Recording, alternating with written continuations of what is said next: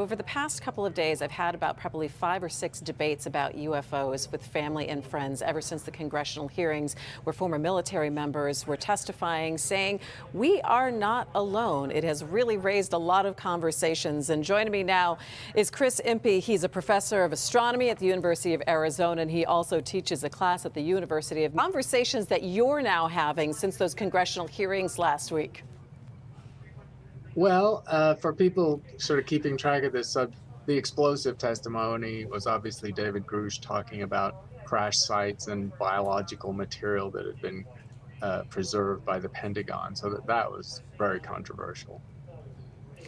Why is it so hard maybe for science to come around the validity or the reality of UFOs? Is it there is some stigma surrounding it? Is it because scientists need to have that kind of evidence? Or you're talking about that biological evidence? What is the question that we all still are trying to answer? Yeah, both of the things you said are correct. There's a long history, of course, of this subject. You could start with Roswell in 1947. And what's always been wanted by scientists is physical evidence that they can look at in a lab and compare notes and do the open thing that scientists do. Anecdotal evidence and visual evidence, videos maybe seem more convincing than images, but it's really hard to interpret a lot of this video evidence. So it just doesn't clear that high bar that scientists are looking for, because you're making an extraordinary hypothesis. But what is the reality that aliens, life forms like us, could exist somewhere in the galaxy? So that's the position astronomers are in. It's a slightly tricky position because we know now, because of incredible success in finding other planets around other stars, that there are probably tens of billions of habitable planets in the Milky Way, and there's billions of years for them to form life or even advanced life. But the distances are enormous. So, when you're talking about 100 light years away, that's millions of trillions of miles away. So most astronomers think there may be life out there, but they don't really think that it's visited us. When we think about this, though, does it always come back to a conspiracy theory that someone is hiding something from us? And what is I guess, the emotional feeling that us as humans have about the possibility that there could be something out there that's smarter than us? Yes, conspiracy theories are very tempting, and we saw evidence of that in the testimony in the hearings because some of the evidence is out in public, but when it came to the most controversial claims, they were apparently secure information, classified, so you didn't get to hear about them. So there, the government hiding again. I think for most people, the idea of aliens, intelligent aliens, it rings some emotional bells because they might be nice and know a ton more and maybe help us, save us from some of our problems, or if they're malign and aggressive, then they could represent an existential threat. So we have that dichotomy of what they might represent to us.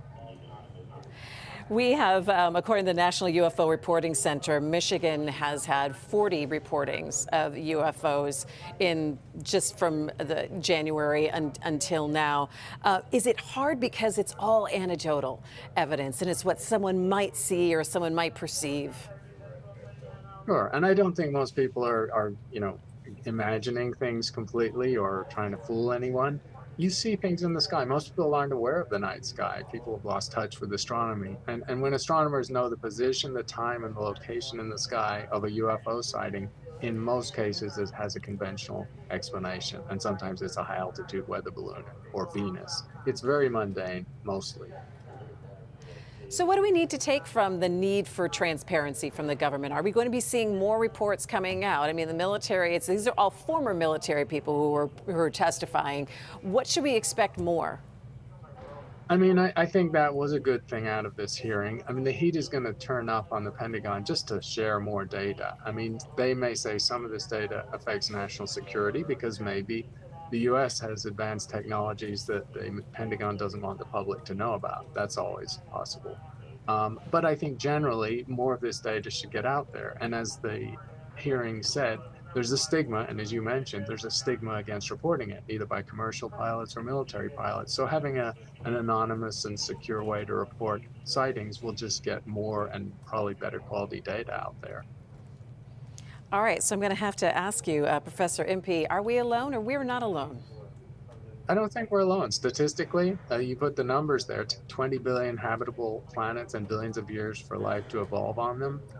Maybe a lot of them are microbes and not anyone we could talk to or companionship, but some small fraction of them probably have progressed to an interesting level. So I don't think we're alone.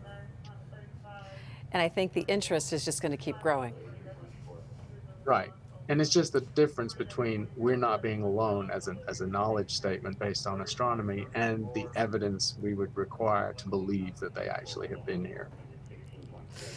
It's going to be very fascinating to see this continue. Thanks so much, Professor Chris Impey, astronomist at the University of Arizona. Thanks so much. I appreciate it.